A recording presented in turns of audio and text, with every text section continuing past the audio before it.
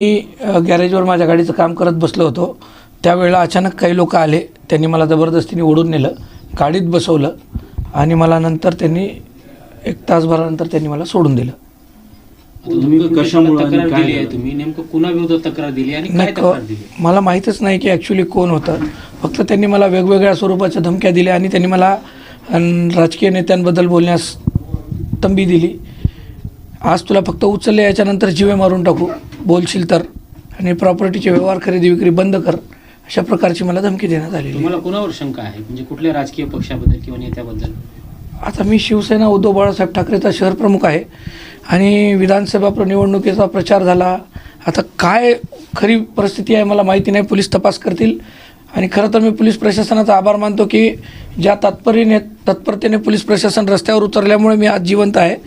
बाकी बाळासाहेबांचा आशीर्वाद, माझ्या आईवडिलांचा आशीर्वाद आणि पोलीस प्रशासनाचा आशीर्वाद, मी आज तुमच्यासमोर जिवंत आहे. बस. तुम्ही म्हणालात की देवाणघेवाणवरून हे प्रकरण, म्हणजे ही घटना घडली. आता हे त्यांनी मला राजकीय हेतूने झालंय का तुमच्या देवाणघेवाणीवरून झाले?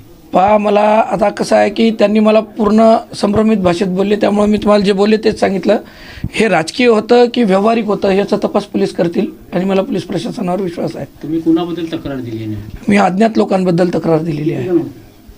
5 ते 7 जण होते. हत्यार काय होते त्यांच्याकडे? पिस्तूल सांगितलं तुम्ही? नाही, पिस्तूलचं फक्त उल्लेख गोळी मारण्यात येईल एवढं ऐकण्यात आलं होतं, परंतु मला फक्त खंजर दाखवण्यात आलं होतं. बस. त्यांच्याकडे पिस्तूल होती का? नाही, मी नाही बघितली. माझ्या तोंडाला रुमाल बांधलेला होता. कुठं पण नेलं तुम्हाला? नाही, मला तेवढी काही कल्पना नाही. मला फक्त चंदासिंग कॉर्नरला सोडण्यात आलं, बस एवढं माहिती आहे मला. गौरव कोटगिरी म्हणून पीडित व्यक्ती इथे आले होते. त्यांनी अपहरणाची तक्रार दिली आहे. त्यानुसार आम्ही गुन्हा दाखल करून कायदेशीर प्रक्रिया करत आहोत.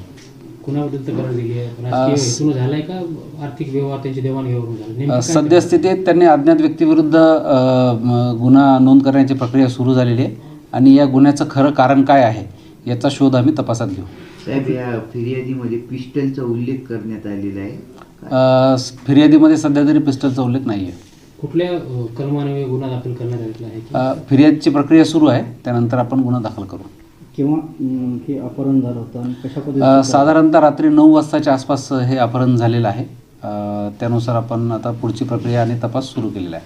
फिर्यादीनुसार पोलिसांच्या सतर्कतेमुळे ते वाचलं असं त्यांनी सांगितले आहे. हो, आज नाकाबंदी ठिकठिकाणी आपण जसं आपल्याला मेसेज आला त्यानुसार आपण नाकाबंदी लावलेली होती.